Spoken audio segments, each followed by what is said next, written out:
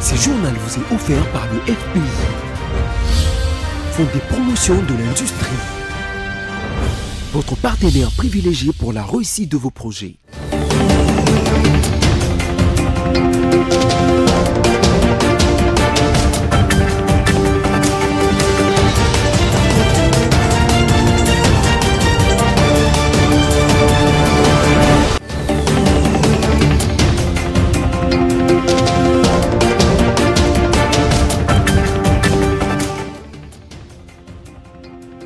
Bonsoir à tous et bienvenue à ce tout premier journal de l'année 2025 sur votre chaîne BIC Télévision. Tout de suite, les sommaires. Christian Chiwewe a cédé officiellement le bâton des commandements des forces armées de l'RDC au général Gilles Mbanza. Vous suivrez dans ce journal la cérémonie officielle en présence du président de la République Félix-Antoine Tshisekedi Tshilombo. Et puis dans un communiqué, l'Assemblée provinciale de Kinshasa a démenti les informations qui circulent sur la toile et selon lesquelles le gouverneur Daniel Bumba s'est révisé par une motion de défiance. Le batteur congolais et ancien membre du groupe Cartier latent de Kofi Olomide, Delphine Teka alias Passé Kossé, vient de décéder ce lundi à Paris après une longue durée de maladie. Encore une fois, bienvenue. Débutons ce journal avec cette actualité. Le chef de l'État, Félix-Antoine Tshisekedi Tshilombo, a pris part ce lundi 6 janvier 2025 à la cérémonie officielle de passation des commandements entre le chef d'État-major général sortant et entrant, le lieutenant-général Gilles Mbanza, qui est désormais le nouveau chef d'État-major des FARDC en remplacement du général d'armée Christian Chiwewe, nommé conseiller militaire du chef de l'État Félix-Antoine Tshisekedi Tshilombo. Suivez. Nommé chef d'état-major par ordonnance présidentielle du 16 décembre 2024, le lieutenant-général Gilles Mbanza Moulambwe a été installé dans ses nouvelles fonctions en remplacement du général Christian Chiwewe, devenu conseiller militaire du président Félix Tshisekedi. Il a reçu l'étendard de l'armée avec des mots d'encouragement du chef de l'État qui l'a convié à servir sous les drapeaux jusqu'au sacrifice suprême. Lieutenant-général Mbanza Moulambwe Jules. Je vous remets cet étendard, symbole de votre commandement. Vous le garderez et le défendrez jusqu'au sacrifice suprême.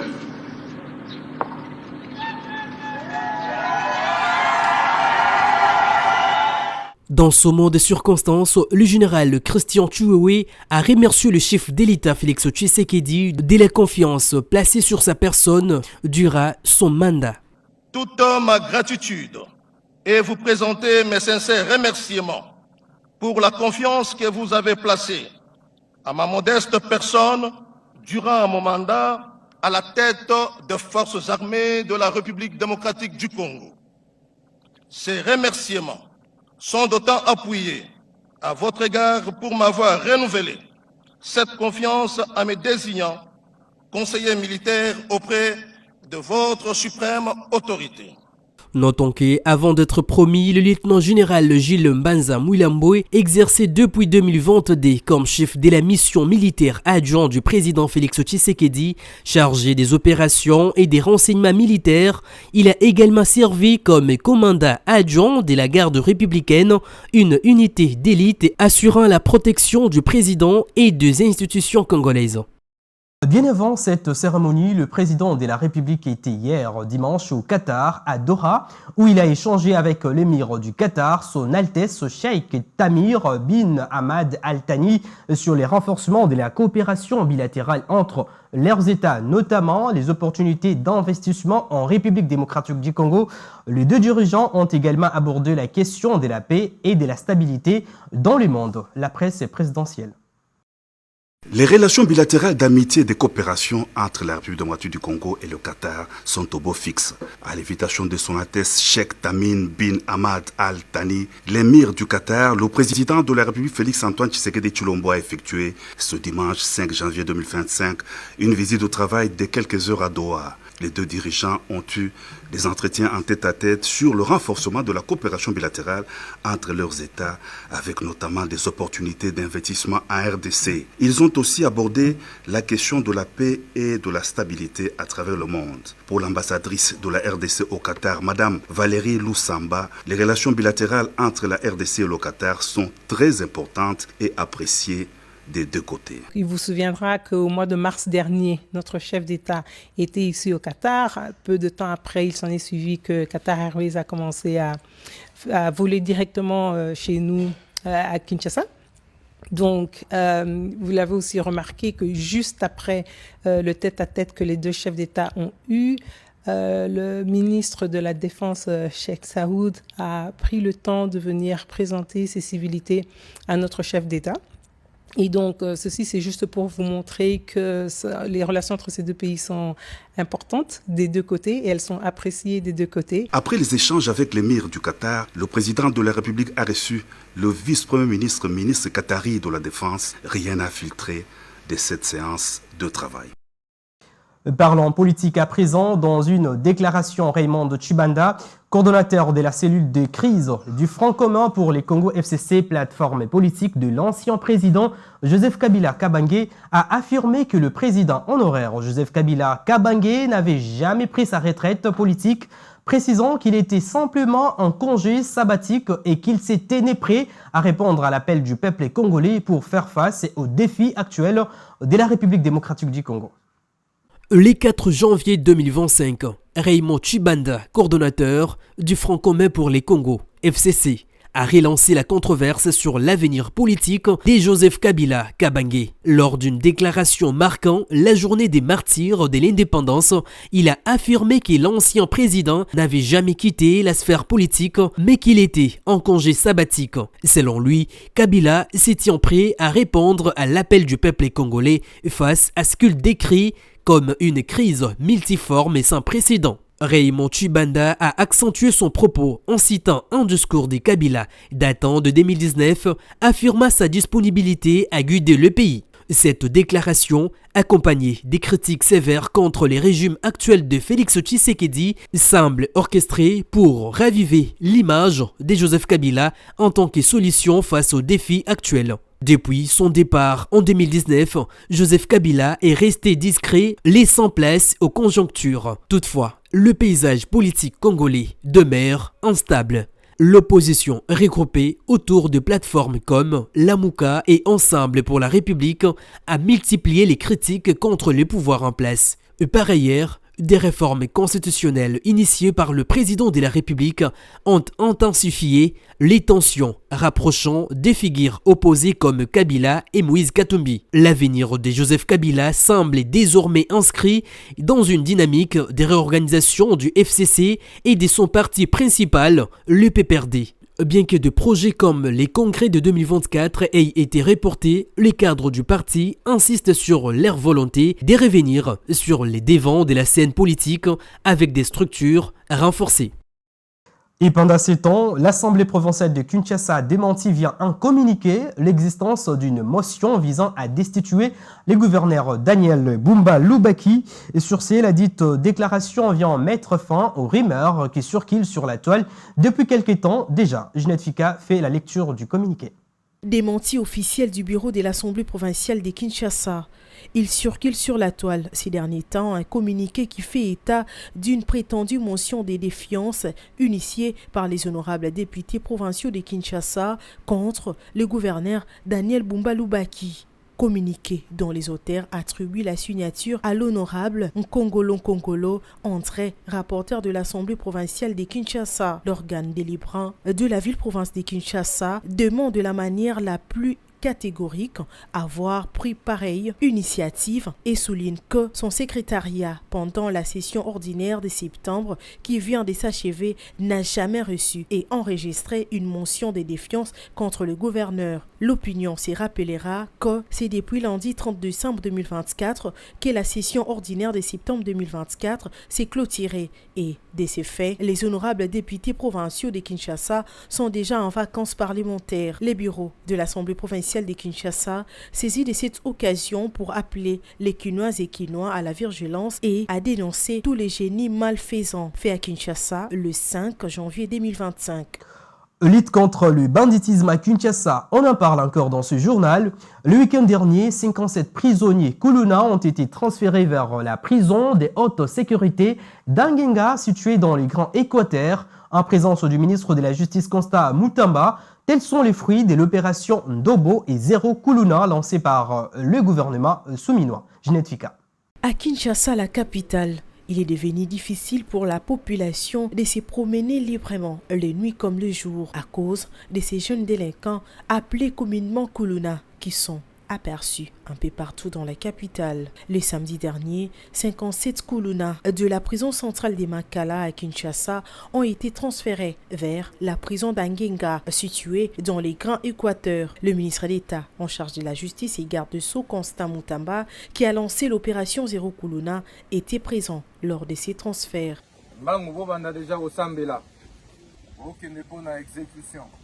Cette image pourrait peut-être enseigner ceux qui sont restés et demeurent toujours Kuluna et font souffrir la population. Le ministre a saisi l'occasion pour envoyer un message aux parents qui hébergent le Kuluna jusqu'à présent. Soki bakangi yo Kuluna batio na disposition ya justice yeba été bako exécuté yo. Ezali troisième vague ya ba Kuluna oyo tozotinda na ba prison ya haute sécurité. Pour être peine de mort ezala exécuté. Tata mama yaya sokozali na mwana oza na leki bobatela ye na ndako mwana kindaka kelasi lelo yo grâce à président de la République enseignement primaire de base est commis à Ofélé. Ces phénomènes qui battent son plein à Kinshasa, la capitale, ne dérangent non seulement la population, mais aussi les autorités du pays. Sur ce, pour mettre fin à ces phénomènes, plusieurs options et opérations sont lancées, notamment l'opération Ndobo et l'opération Zéro Kuluna. Et à l'international, le chef de l'armée soudanaise en guerre contre le paramilitaire a salué une initiative turque visant à résoudre les conflits sanglants qui déchirent depuis 20 mois ce pays d'Afrique de l'Est, a déclaré le ministre soudanais des Affaires étrangères. Suivez. Après 20 mois de guerre civile, l'armée soudanaise accepte la médiation de la Turquie. Lors d'une rencontre à Port-Soudan samedi, le général Abdel Fattah al-Burhan, chef des forces armées soudanaises, a chargé la diplomatie turque de transmettre au président Recep Tayyip Erdogan l'acceptation officielle de la médiation. La Turquie, bien implantée en Afrique de l'Est, propose de mobiliser des acteurs régionaux pour tenter de résoudre ce conflit qui a déjà causé des dizaines de milliers de morts.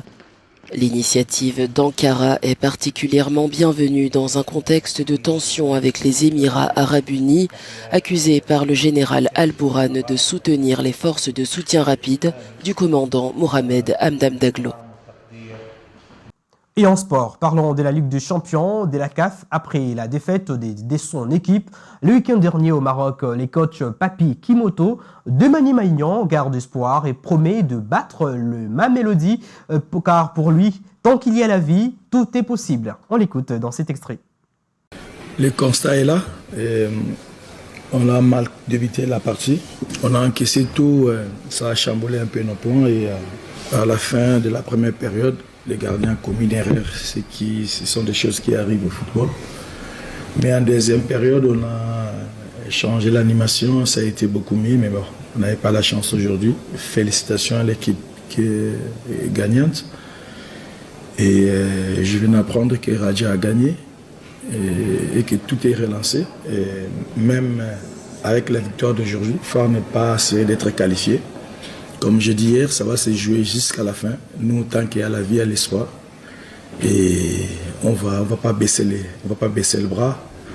On va encore aller chercher à battre Mamelodi, ce qui n'est pas facile, mais on va le faire, on va essayer. Et puis on verra ce que ça va donner. Et en même temps, je sais que Raja va rencontrer Phare. tout ça, ça nous donne quand même un peu de boum au cœur, parce que si Mamelodi gagnait aujourd'hui, c'était presque cuit pour nous. Et Raja, mais Raja a relancé tout. Et j'espère qu'on va retourner ici au Maroc avec l'espoir de se qualifier. Page noire avant de boucler ce journal. Encore une fois, le monde musical congolais vient de perdre une figure emblématique. Il s'agit des Delphin Teka Koudifelila, plus connu sous les noms de Passé Kosei. Il est décédé ce lundi 6 janvier 2025 à Paris après une longue durée de maladie. Talentueux et ancien membre du prestigieux quartier en latin international des Koffi Olomide, Passé Kosei avait marqué les esprits avec sa contribution artistique, notamment comme auteur de la célèbre chanson Papa na Roissy. Bien qu'éloigné de la scène musicale ces dernières années en raison des problèmes de santé, il avait récemment fait un retour remarqué grâce à l'artiste musicien Fally Ipupa. Que son âme repose en paix. Mesdames, Messieurs, passons à présent au rappel des principaux titres. Les chefs d'état-major sortants Christian Chiwewe a cédé officiellement le bâton des commandements de FARDC au général Jules Mbanza. Vous avez suivi dans ce journal la cérémonie officielle en présence du président de la République Félix-Antoine Tshisekedi Tshilombo. Vous l'avez suivi également dans ce journal. Dans un communiqué, l'Assemblée provinciale de Kinshasa a démenti les informations qui circulent sur la toile selon lesquelles le gouverneur Daniel Bumba s'est révisé par une motion de défiance. Et puis le batteur congolais et ancien membre du groupe quartier latin de Koffi Olomide Delphin Teka alias Passé Kosei vient de décéder ce lundi à Paris après une longue durée de maladie. Mesdames, Messieurs, ce journal est complètement terminé. Merci de votre fidélité. Au revoir et à la prochaine. Merci de suivre BC Télévision chaque jour. Au revoir.